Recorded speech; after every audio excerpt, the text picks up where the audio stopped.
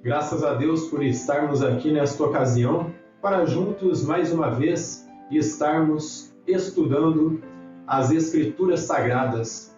Já nesses momentos já peço uma bênção muito especial sobre a vida daqueles que aqui estão presentes, que o Deus Eterno possa lhes abençoar grandemente e possa abrir o entendimento e o coração de cada um de vocês para que possam compreender a exposição das Escrituras Sagradas.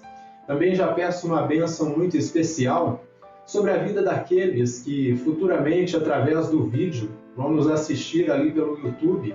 Peço que Deus lhes abençoe grandemente, agradeço por sua amável audiência e que Deus possa abrir o coração de cada um de vocês e possa alimentá-los com a palavra de Deus. Bem, quem estiver com a sua Bíblia, por gentileza, abra comigo em Judas, nos versos 11 até o 16. E em Judas, nos versos 11 até o 16, nos diz da seguinte maneira: Ai deles, porque prosseguiram pelo caminho de Caim, e movidos de ganância, se precipitaram no erro de Balaão, e pereceram na revolta de Corá. Estes homens são como rochas submersas em vossas festas de fraternidade, banqueteando-se juntos, sem qualquer recato, pastores que a si mesmos se apacentam, nuvens sem água, impelidas pelos ventos, árvores em plena estação dos frutos, destas desprovidas, duplamente mortas, desarraigadas, ondas brávias do mar, que espumam as suas próprias sujidades, estrelas errantes, para as quais tem sido guardada a negridão das trevas para sempre. Quanto a estes foi que também profetizou Enoque, o sétimo depois de Adão, dizendo: Eis que veio o Senhor entre as suas santas miríades, para exercer juízo contra todos e para fazer convictos todos os ímpios, acerca de todas as obras ímpias que impiamente praticaram, e acerca de todas as palavras insolentes que ímpios pecadores profetizaram contra ele.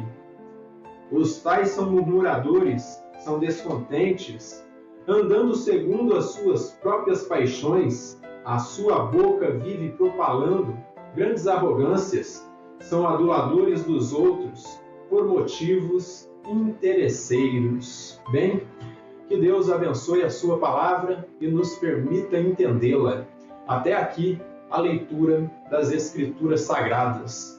Bem, o nosso autor aqui, de forma áspera, ele começa aí a denunciar esse caráter cruel aí e sem amor pelo próximo dos gnósticos e libertinos. E para isso, o que ele faz? Ele se vale aí das escrituras do Antigo Testamento e ali ele toma 3 personagens que tomaram um sentido negativo ao decorrer de sua história para assim descrever e expor algumas características destes falsos mestres aí. Há exemplo aí também dos crentes coríntios ali do capítulo 11, de versículos 17 até o 22, que eles desprezavam a casa de Deus e envergonhavam aqueles que nada tinham. Os gnósticos agiam da mesma maneira. Abram comigo aí em 1 Coríntios, no capítulo 11, de versículo 17 até o 22. 1 Coríntios, capítulo 11, versículo 17 até o 22. O apóstolo Paulo ele confronta aqui os crentes coríntios porque estavam agindo da mesma maneira aí dos gnósticos e libertinos. E daqui mais um pouco vocês vão compreender o porquê que eu estou dizendo que havia muita coisa em comum aqui com os crentes coríntios e esses crentes gnósticos e libertinos. Porque dentro da festa das fraternidades, que é algo que eu já vou explicar para vocês, eles agiam da mesma maneira. Prestem bem atenção aqui. 1 Coríntios, no capítulo 11, de versículos 17 até o 21, Escritura que corriqueiramente usávamos aí nas Santas Ceias, diz assim, ó: Nisto, porém, que vos prescrevo, não vos louvo, porquanto vos ajuntais, não para melhor, e sim para pior. Porque antes de tudo estou informado, haver divisões entre vós, quando vos reunis na igreja, e eu em parte o creio, porque até mesmo importa que haja partidos entre vós, para que também os aprovados se tornem conhecidos em vosso meio. Então o apóstolo Paulo ele está dizendo aqui o seguinte: é até importante que haja pessoas agindo diferente dentro da igreja, para que aqueles que são crentes genuínos, crentes sinceros, crentes verdadeiros, aqueles que vivem a palavra, esses apareçam e sejam expostos. E aqueles que vivem impiamente também sejam expostos e, logicamente, logo, devido à unção do Espírito Santo, sejam jogados para fora. Em um determinado tempo, à frente, vocês vão ver que foi isso que aconteceu com os gnósticos e libertinos, porque Judas chega a dizer que eles já estavam condenados. A condenação já era certa para eles, mas Paulo segue aqui, ó. Então, quando, pois, vos reunis no mesmo lugar, não é a ceia do Senhor que comeis, porque ao comerdes, cada um toma antecipadamente a sua própria ceia. Então eles não esperavam os irmãos chegarem, já iam tomando antecipadamente sua própria ceia. Ó. E há quem tenha fome, ao passo que há também quem se embriague. E desta forma um passava fome e o outro enchia a cara com vinho ali, caía de bêbado, enchia a barriga. E era a mesma coisa que acontecia nessa igreja aqui em específico, que Judas se dirige. Esses gnósticos e libertinos chegavam na frente, eles comiam até encher a barriga, até se empanturrar, beber até cair, e quando aquele que verdadeiramente era necessitado já não tinha mais nada para ele. Ó. Então seguimos aqui, ó. Não tendes porventura casas onde comer e beber? Ou menosprezais a igreja de Deus e envergonhais os que nada têm? Que vos direi? Louvar-vos-ei? Nisto certamente não vos louvo. E Paulo certamente não iria louvá-los, iria reprová-los, porque essa era uma atitude de falta de amor. E o apóstolo Pedro, ali na sua segunda carta, dos versos 13 a 15, ele descreve os gnósticos aí, libertinos com um pouquinho mais de detalhes. Ó. Prestem bem atenção aqui, na segunda carta de Pedro, de versos 13 até o 15. Todas essas escrituras aqui que eu já estou citando aqui em nossa introdução é para construir um raciocínio para que vocês vejam o caráter desses homens que estavam ali implantados nessas igrejas ali do primeiro século. Segunda carta de Pedro, de versos 13 até o 15. Então o apóstolo Pedro aqui, ele vai expor o caráter dos gnósticos e libertinos e dizer o seguinte aqui. Talvez muitos não saibam, mas a carta de Pedro, ela é igualzinha à carta de Judas. Até parece que uma se valeu da outra para que pudesse existir, porque elas são exclusivamente iguais. E desta forma, a passagem paralela que nós encontramos aqui em Pedro, ela diz o seguinte, ó, a partir dos versos 13 do capítulo 2, ó. Recebendo injustiça por salário da injustiça que praticam, considerando como prazer a sua luxúria carnal, em pleno dia. Quais nódoas e deformidades eles se regalam nas suas próprias mortificações, enquanto banqueteiam junto convosco, tendo os olhos cheios de adultério e insaciáveis no pecado, engodando almas inconstantes, tendo o coração exercitado à avareza, filhos malditos, abandonando o reto caminho, se extraviaram seguindo pelo caminho de Balaão, filho de Beor, que amou o prêmio da injustiça.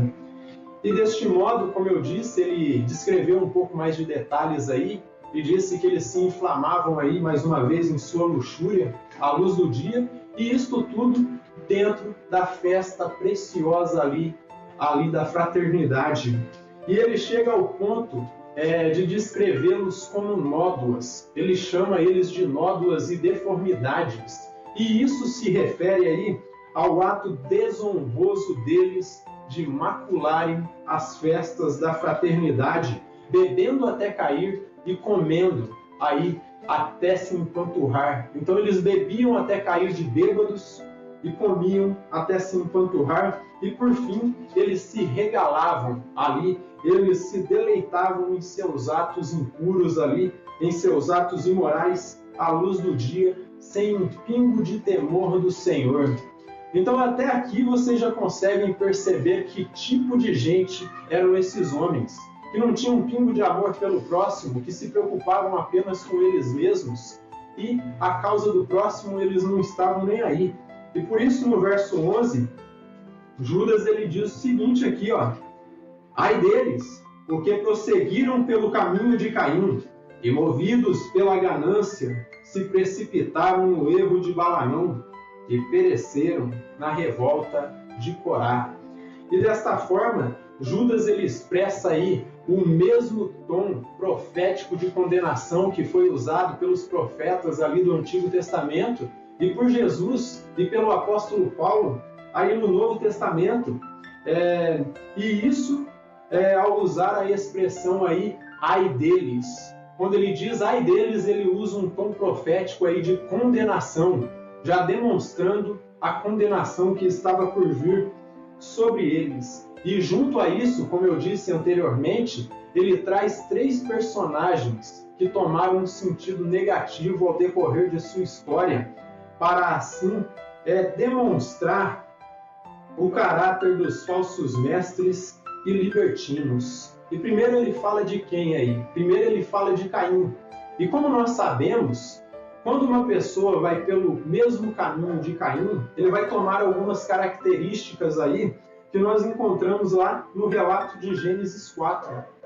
E o primeiro detalhe que nós encontramos ali, talvez o mais importante, em um sentido negativo, foi o ato pecaminoso de Caim, ao olhar o seu irmão e com amarga inveja friamente tirar a vida do seu irmão Abel. E deste modo, ele denota que estes homens estavam indo pelo mesmo caminho de Caim. Em que sentido? Isso denota que os falsos mestres eles eram invejosos e eles agiam por vingança. E como Caim, faziam tudo à sua própria maneira. Eles não estavam preocupados se havia uma ordem divina que estava sendo expressada ali pelos profetas e pelos apóstolos que estavam vivos naquele momento. Eles queriam agir da forma que eles imaginavam que tinham que agir e achavam que isso era uma revelação esotérica que eles tinham. Eles se achavam superiores. Então eles faziam tudo à sua própria maneira, sem levar em conta a ordem divina que estava expressada através do ensino apostólico. Tipo de perfil, meus irmãos, que nenhum pastor em sã consciência deve imitar e membro comum de igreja também não deve imitar, porque quando imita, estará cometendo os mesmos erros. Em seguida, o segundo exemplo negativo que ele traz aí é o personagem bíblico chamado de Balaão. E todos nós sabemos, de acordo ao relato ali de Deuteronômio, que ele era um falso profeta, mas que profetizou ali palavras que se cumpriram. Balaão profetizou ali por interesse e por dinheiro. Quando o rei Balaque lá, o rei dos Moabitas, ofereceu dinheiro e dádivas ali para que ele condenasse através de sua profecia o povo hebreu, um povo que era santo. Só que nós não encontramos aí nenhuma escritura no Velho Testamento que expresse claramente que ele recebeu dinheiro. Mas uma coisa nós encontramos, que ele agiu de má fé contra o povo hebreu e ali ele se extraviou da presença de Deus que ele já não tinha. E desta forma, ele instruiu o rei Balaque ali a forma que ele deveria agir para que o povo hebreu caísse ali em pecados imorais também ali de prostituição. E desta forma, ele foi um personagem negativo, que agiu por cobiça e por prestígio ali. E desta forma, na sequência, nós encontramos aí o terceiro exemplo, que é o exemplo da desobediência. Então, pelo fato dele usar aí o perfil de Balaão também para descrever eles, uma aplicação rápida que nós podemos trazer aqui é que eles sempre estavam agindo por interesse. Eles sempre queriam alguma coisa ao agir. Então, depois ele passa ao seu terceiro exemplo aí, que foi Corá. E todos nós sabemos, de acordo ao relato ali de Números 16, que Corá era um levita e era primo de Moisés ali, primo de Arão, e ele incitou o povo a se rebelar contra Moisés, porque ele era desobediente, irreverente, e ele não respeitava ali a liderança de Moisés e de Arão, seus primos ali, e tampouco respeitavam a Deus também, e desta forma ele agiu de uma forma aí que foi por desobediência e irreverência. E estes também eram os gnósticos e libertinos, desobedientes, réprobos e também irreverentes diante de Deus. Então, eles não se submetiam a Deus e desta forma, como eu disse, isso aplica-se à arrogância e à desobediência dos gnósticos, que não se submetiam a nenhum tipo de liderança. E se vocês se lembram um pouco da exposição da segunda carta de Pedro, como nós estivemos estudando ela, vocês vão se lembrar que tanto aqui na segunda carta de Pedro, quanto aqui em Judas, como nós estamos estudando aqui, eles se referem aos gnósticos e libertinos como homens que não se submetiam a autoridades superiores, que nós podemos aplicar aí como anjos e demônios. Anjos e anjos caídos, que são os demônios. E dessa forma, se eles não se submetiam nem a anjos, nem ao diabo e tampouco a Deus, eles não iriam se submeter também à doutrina apostólica. Versos 12 e 13. Acompanhem comigo aí, ó. Estes homens são como rochas submersas em vossas festas da fraternidade, banqueteando-se junto, sem qualquer recato, pastores que a si mesmos se apacentam, nuvens sem água, impelidas pelos ventos, árvores em plena estação dos frutos, desta desprovidas, duplamente mortas, desarraigadas, ondas brávias do mar, que espumam as suas próprias sujedades, estrelas errantes, para as quais tem sido guardada a negridão das trevas para sempre.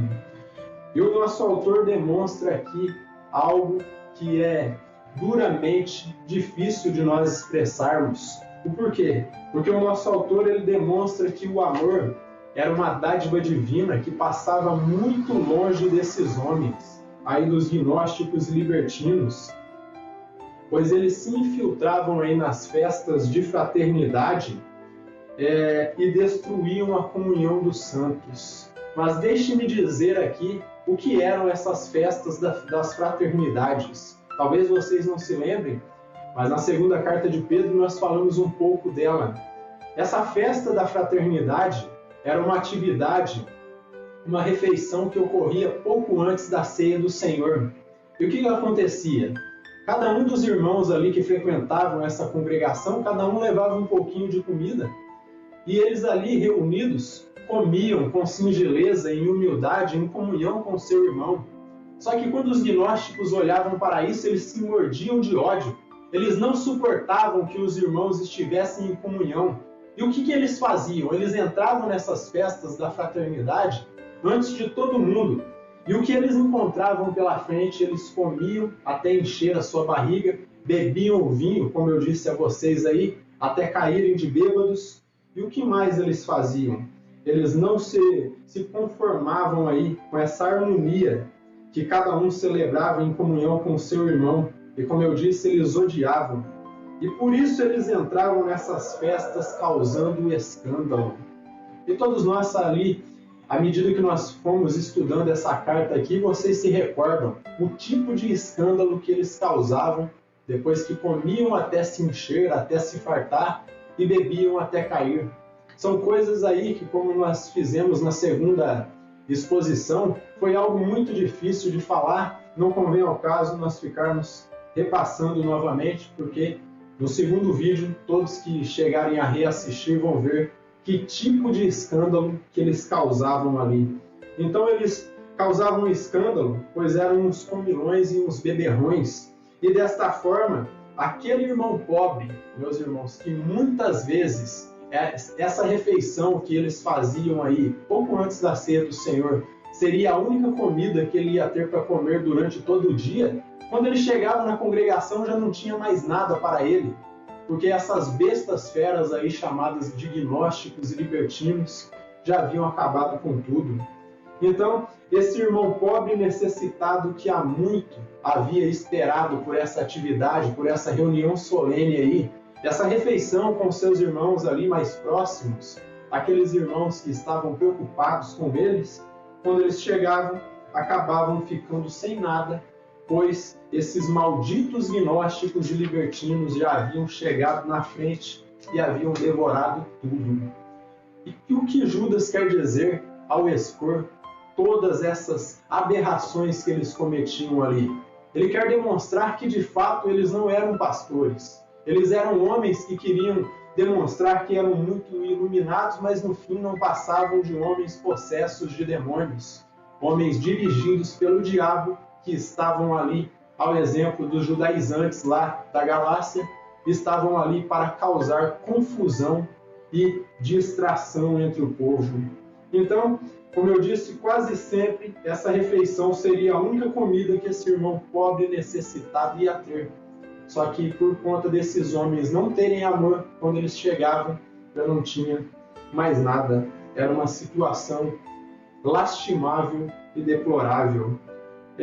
Os libertinos, eles desprezavam, como eu disse aí a vocês, a casa de Deus. E eles envergonhavam esses irmãos pobres que nada tinham.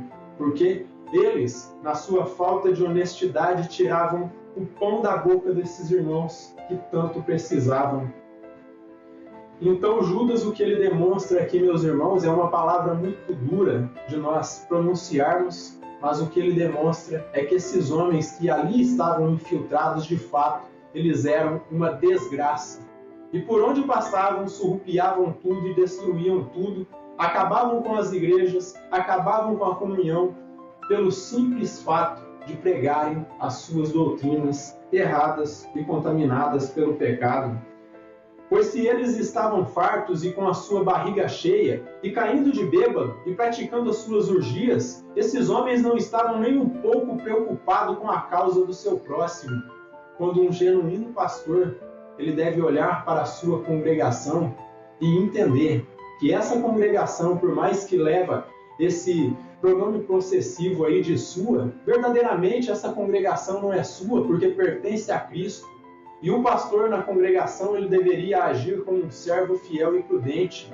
E se ele puder tirar da sua própria boca para colocar na boca de uma ovelha pobre e necessitada, ele assim o deve fazer.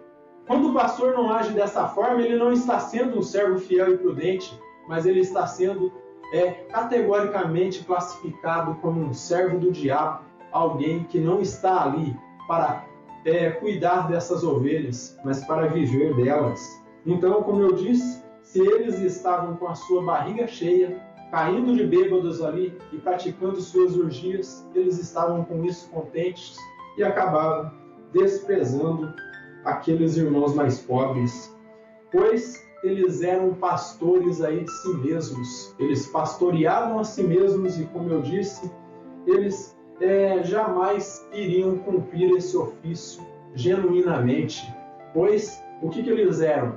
Eles eram homens mentirosos. E por que mentirosos? Vocês notaram que Judas aí usou o exemplo de nuvens sem águas e árvores duplamente mortas e desarraigadas?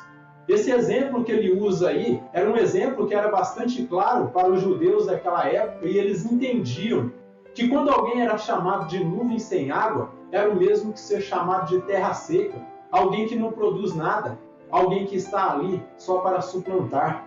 E uma nuvem sem água, para um agricultor, é uma névoa que aparece nos céus, que aparentemente parece que vai vir uma chuva ali para regar a sua terra, para que possa produzir o pão ali para o que come, só que de repente vem um vento forte e espalha aquela névoa e a chuva não vem. E desta forma era uma propaganda enganosa. Parecia que a chuva ia vir, mas ao final, quando o vento veio, espalhou aquela fumaça e desapareceu. Era uma névoa, não era uma chuva carregada de água, mas sim uma miragem. Algo que fez o coração do agricultor se encher de alegria, achando que ia vir a chuva, mas no final ela não veio. E desta forma, eles eram mentirosos, pois eles prometiam que jamais eles poderiam cumprir. Por isso o exemplo da névoa, como eu disse aí, nuvem sem água, que promete chuva, mas o vento a espalha e a chuva não vem. E depois ele fala da árvore morta aí, duplamente morta e desarraigada. Pode ser que quando olharmos para ela, ela ainda tenha folhas, só que por baixo ela está seca. E quando chega a estação dos frutos, o fruto não vem, porque é uma propaganda enganosa. E desta forma era o que acontecia com os gnósticos e libertinos. Falavam, prometiam e nada cumpriam, porque eram mentirosos e eram arrogantes. E voltando aqui o verso 13 até o 15, diz o seguinte aqui, ó. Veja a comparação, ó. Ondas brávias do mar, que espumam as suas próprias sujidades, estrelas errantes para as quais tem sido guardada a negridão das trevas para sempre. Vou repetir, ó. Ondas brávias do mar, que espumam as suas próprias sujidades, estrelas errantes para as quais tem sido guardada a negridão das trevas para sempre. Quanto a estes, foi que também profetizou Enoque, o sétimo depois de Adão, dizendo: Eis que veio o Senhor entre as suas santas miríades, para exercer juízo contra todos e para fazer convictos todos os ímpios acerca de todas as suas obras ímpias que impiamente praticaram, acerca de todas as palavras insolentes que ímpios pecadores proferiram contra ele.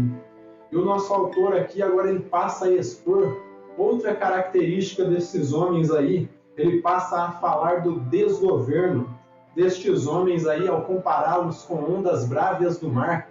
E qual foi a outra comparação que ele usou aí? Estrelas cadentes, estrelas errantes. Ondas brávias do mar, estrelas cadentes, e isso fala da falta de controle que esses homens tinham. Porque pelo fato deles não terem o Espírito Santo, eles não controlavam os seus desejos ali carnais, e tampouco seus desejos ali por bens materiais, nada disso eles controlavam. Eles, em sua falta de caráter, eles eram como ondas aí que levavam sujeira até a praia de um mar poluído. Então, eles eram aí como as ondas que levam sujeira até a praia. Eles, em sua falta de caráter, eles espalhavam suas mentiras e suas heresias por toda parte. E nesta sessão, mais uma vez, Judas ele se vale dos inscritos apócrifos ali judaicos antigos, e ele cita uma parte aí do livro de 1 Enoque, e isso aí a partir do verso 14 até o 15, ó, para mais uma vez frisar a condenação que já estava reservada para eles, pois em sua falta de controle, eles blasfemavam do nome do Deus Todo-Poderoso. E desta forma, não bastava ali a sua falta de caráter, falta de controle, falta de pudor, falta de amor, falta de tudo que um cristão deve ter, eles ainda eram homens que eram blasfemos. Eles blasfemavam do nome de Deus, do nome do Senhor. E com isso, assim como os demônios aí, como os anjos caídos, eles se corrompiam ainda mais. Verso 16, diz assim, ó: Os tais são murmuradores, são descontentes, andando segundo as suas próprias paixões, a sua boca vive propalando grandes arrogâncias, são aduladores dos outros, por motivos interesseiros. O nosso autor agora ele finaliza esta sessão aí, desta carta, destacando que estes homens aí eram os murmuradores, eram os reclamões. Nada era o bastante para eles. Então, não bastava mentir, aí, causar escândalo, tirar tudo que eles podiam, que não podiam, como umas sanguessugas. Eles aí agora começavam a blasfemar do nome de Deus. E eles andavam aí, como nós ouvimos, segundo as suas paixões. Eles faziam e falavam o que queriam, sem se importar com nada que os apóstolos diziam e com o que ensinavam. pois eles eram arrogantes e eles também eram aduladores, eram pessoas que bajulavam o outro. Mas qual era o interesse aí da bajulação? Judas ele falou, então eles eram aduladores e desta forma bajulavam as pessoas sempre com interesse, com segundas intenções, visando lucro e prazeres carnais. Era o que eles desejavam, era isso. Lucro, como eu disse, contanto que a sua barriga aí estivesse cheia e dentro do seu organismo estivesse álcool correndo, eles estavam contentes e não se importavam com nada, contanto que tivessem o que comer e o que beber e algumas pessoas ali para que eles pudessem desfrutar dos prazeres carnais, para eles era suficiente. E por isso que Pedro, lá na sua segunda carta, ele diz que ele engodava pessoas inconstantes, eles se aproveitavam de pessoas que eram novas convertidas, que não tinham conhecimento pleno aí do ensino apostólico e desta forma os ludibriavam. Então, sempre visando o interesse e aí os prazeres carnais. Esses homens eram maus, eles eram falsos, que tudo que faziam era por interesse, era puro interesse, eles não estavam com interesse de pregar a palavra. Então, sempre por interesse visando o lucro e nada de amor pelas almas. Como eu disse, pois o que eles queriam era viver delas. Eles queriam viver das ovelhas. Eles não queriam pastoreá-las. Então, nada de amor pelas ovelhas, mas o interesse deles era viver delas. É típica característica de um falso pastor e de um falso mestre. O falso pastor e o falso mestre sempre está interessado no lucro, visando dinheiro e prazeres aí, nada mais do que isso. Ele não está preocupado com as ovelhas, ele está preocupado com si mesmo. Então, como eu disse, ele apresenta aí uma característica clara de um falso mestre. Desta forma, eu já posso concluir com 3 aplicações aqui, ó. Primeiro de tudo, meus irmãos, ao olhar essa carta de Judas aqui, nós devemos entender algo que é sumamente importante na vida cristã.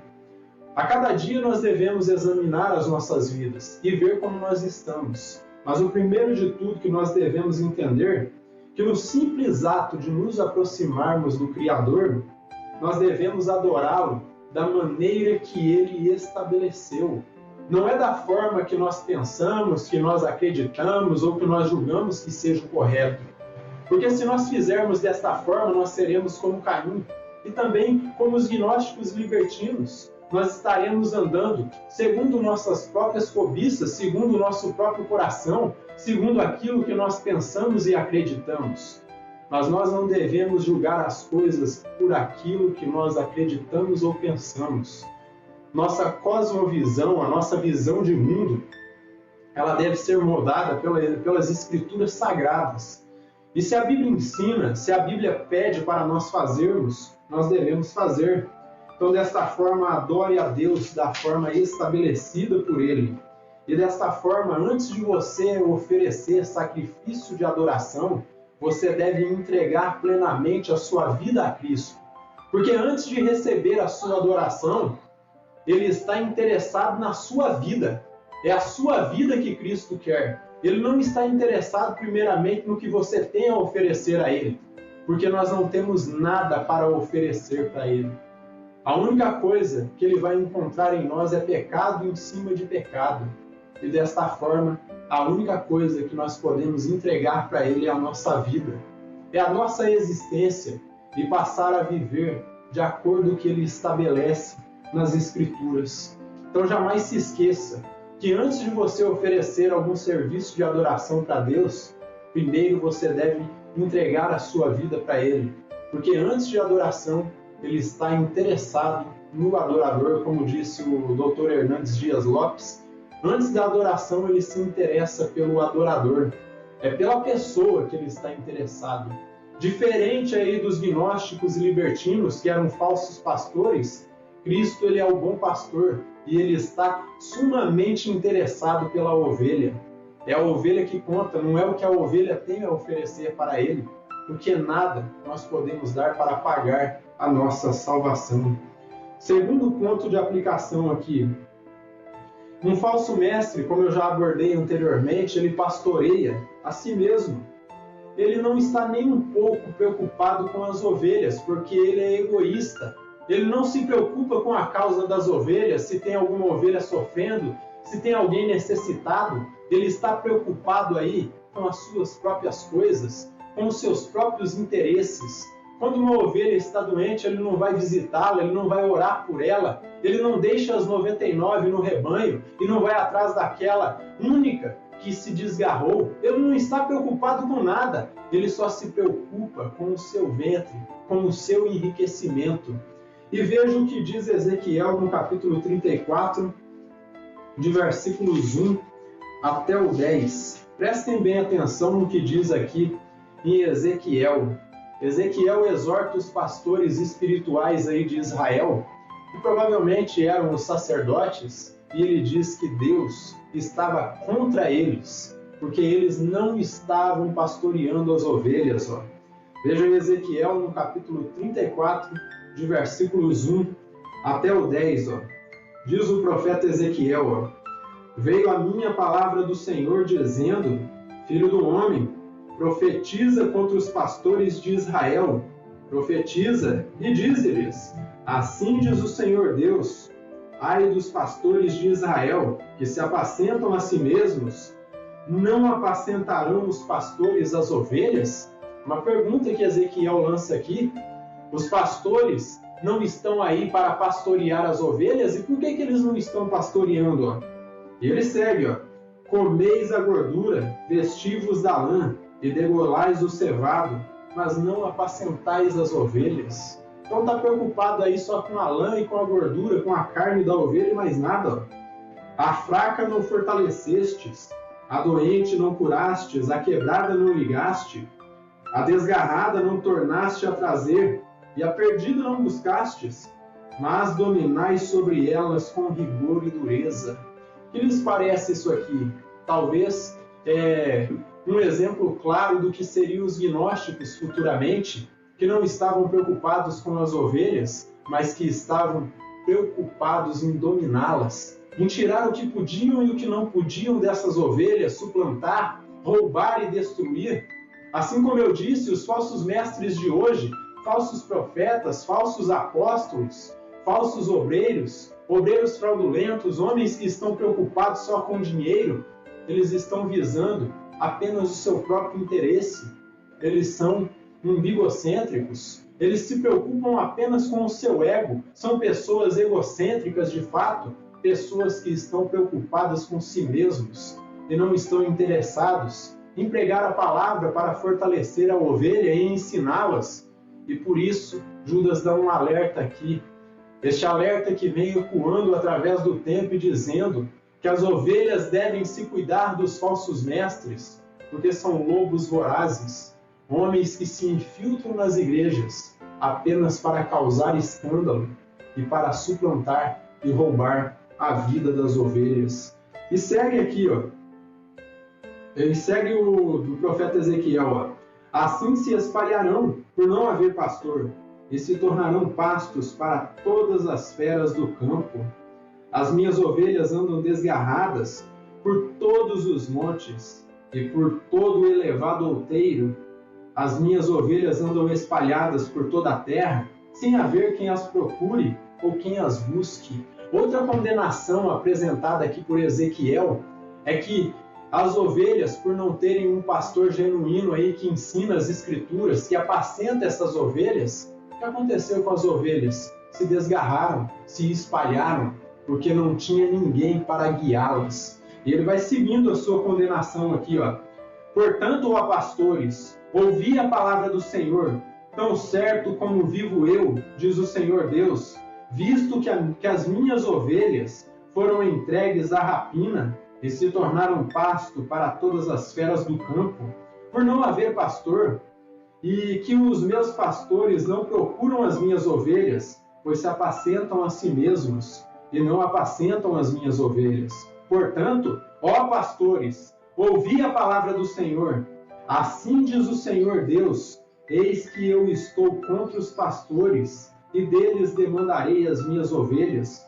Porei termo no seu pastoreio, e não se apacentarão mais a si mesmos. Livrarei as minhas ovelhas da sua boca, para que não mais lhes sirvam de pasto. Então Ezequiel aqui, inspirado e ungido pelo Espírito Santo, ele transmite palavras de condenação a esse tipo de pastor, esse tipo de mestre que está atrás apenas da lã das ovelhas. E desta forma, o meu conselho para você que é pastor, que talvez vai me ouvir através desse vídeo futuramente, você deve deixar de se pastorear a si mesmo. Porque se você continuar desta forma, Deus ele vai te condenar. E não vai te condenar simplesmente a uma prisão aqui desta terra, mas ele vai te condenar ao lago do fogo do inferno, porque você está roubando e está suplantando a vida dessas ovelhas. Está sugando o que pode e o que não pode, assim como os malditos gnósticos e libertinos. Então o meu conselho é que você mude de vida e que você pare de roubar, pare de suplantar e viva uma vida santa e se torne um servo e sirva melhor, para que assim Deus possa se agradar da sua vida. Senão, infelizmente, ele vai continuar contra você.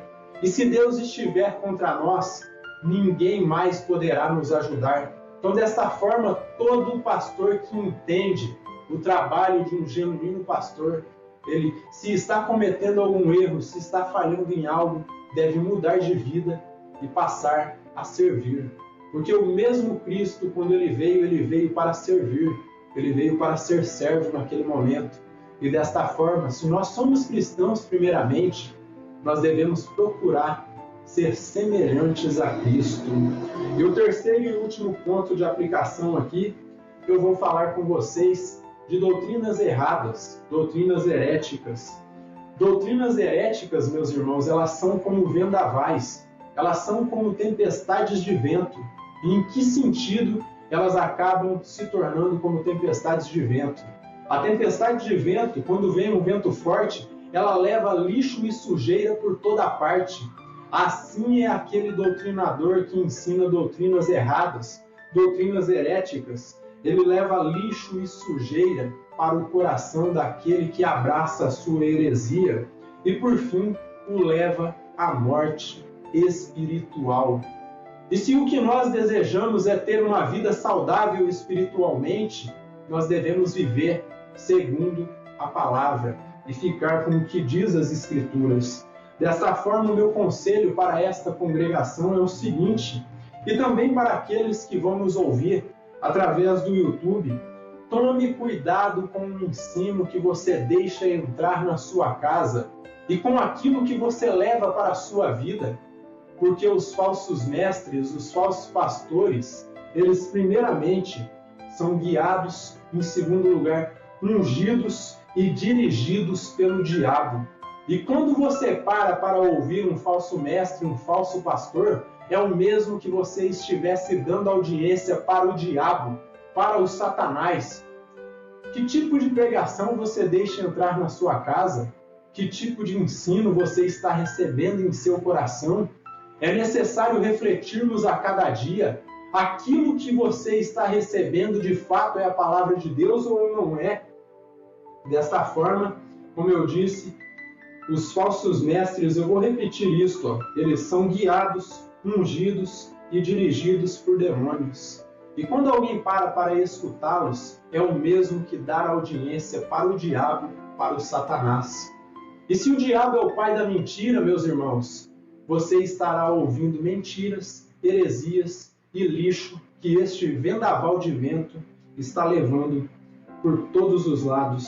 Então é tempo de vigiarmos, é tempo de estarmos em constante oração e recebendo apenas o que diz as Escrituras. Se é a palavra de Deus, eu com certeza vou dizer amém.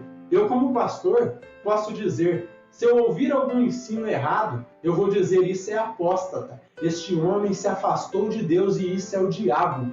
E se não for, eu vou dizer: isso é de Deus. Eu vou apontar que é de Deus. E todo o cristão deve ter esse tipo de conhecimento e saber definir aquilo que é palavra de Deus e aquilo que não é, aquilo que serve para aplicação na sua vida e aquilo que não serve. E desta forma, você terá uma vida saudável de devoção diante de Deus. Que o Eterno nos abençoe grandemente. Vigiemos.